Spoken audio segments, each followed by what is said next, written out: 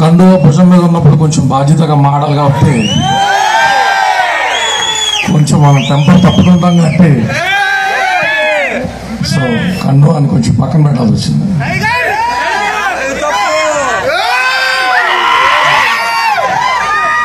మొన్న పశ్చిమ గోదావరి జిల్లా భీమవరంలో 500 మంది వచ్చిన ర్యాలీ చేస్తే వైఎస్ఆర్సీపీకి సంబంధించినటువంటి సోషల్ మీడియా పెయిడ్ ఆర్టిస్టులు సొంత జిల్లాలో చూపించడం కాదు కడప జిల్లాలో చూపించాలి అన్నారు.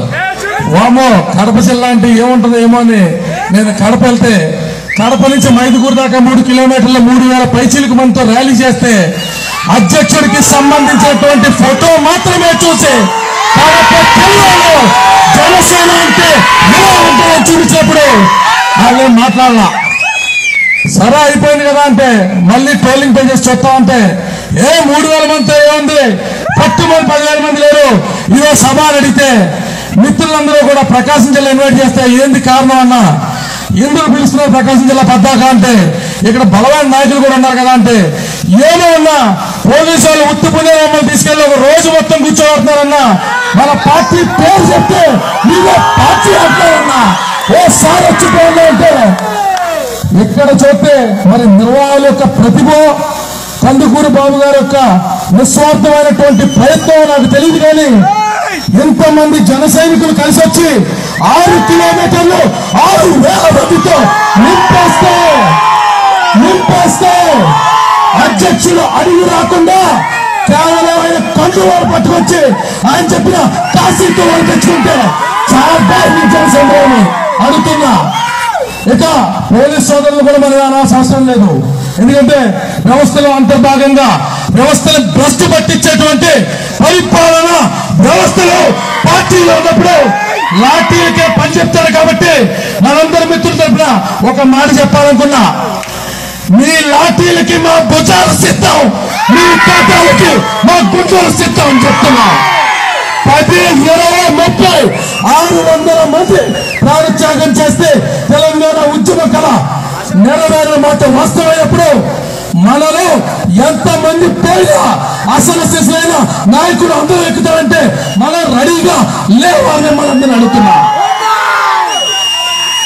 ఇక జిల్లాలతో సంబంధం లేకుండా మిత్రులారా నాకు చాలా మంది పేజీకి మెసేజ్లు పెడతా ఉంటారు. అన్న మా ఇంట్లో అడుగుతా ఉన్నారు, ఏదో మనం ఓటేసినంత మాత్రాన ఈ నియోజకవర్గంలో జనసేన గెలుస్తుందా, ఓటు మనం ఎందుకు దుర్వినియోగం చేసుకోవాలడుతున్నారన్నా మా ఇంట్లో సమాధానం ఏం చెప్పాలి అర్థం కావట్లేదు అన్నా అని.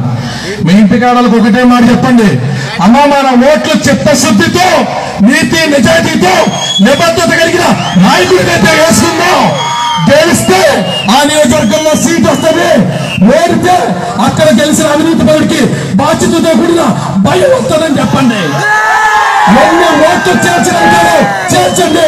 ఇక్కడ సీట్లు రాజకీయం కాదు, ఓట్ల రాజకీయం. ఇక్కడ ఉన్న ఫ్లెక్సీ అన్నింటిలోకి నాకు నచ్చే ఫ్లెక్సీ అంటే చెప్పిన మెగాస్టార్ చిరంజీవి గారు అన్నటువంటి బొమ్మ మళ్ళీ చాలగిలించేటువంటి బొమ్మ, మనందరికీ రాజకీయ మోనమాలు నేర్పింది ఆ బొమ్మ. అందుకని మెగాస్టార్ చిరంజీవి గారిని చూసినప్పుడు కొద్దిగా నాకు పూర్వం వస్తాడు కాబట్టి పవన్ కళ్యాణ్ గారు బాధ్యతగా చెప్పే కండువా పక్కన పెట్టి మీలో ఒక జన సైనికుల్లో మాట చెప్తుంది.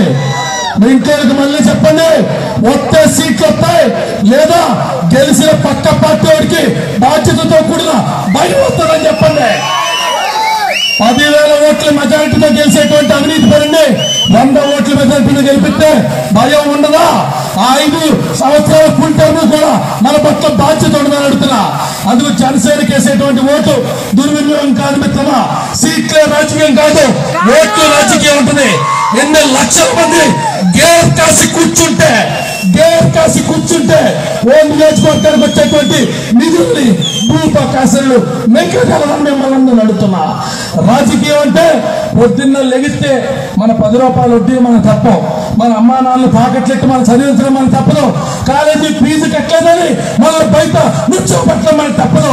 మనం మధ్యతరగతి జీవితాలు నిర్మిస్తా, బండ్లో పెట్రోల్ మూలు ఎప్పుడు కింద దిగుతారు భయపడతా, క్యాలెండర్లో 1వ తారీఖు ఎప్పుడు వస్తుందని చూసుకునేటువంటి దౌర్భాగ్య స్థితిలో మనం ఉంటే వీళ్ళ కొడుకులు మొత్తం రేపు రోవర్లో బెడ్లీలో ఖరీదైన జీవనాల్లో ఖరీదైన బాగుంటుల్లో మొదటి తగలబెడుతున్నా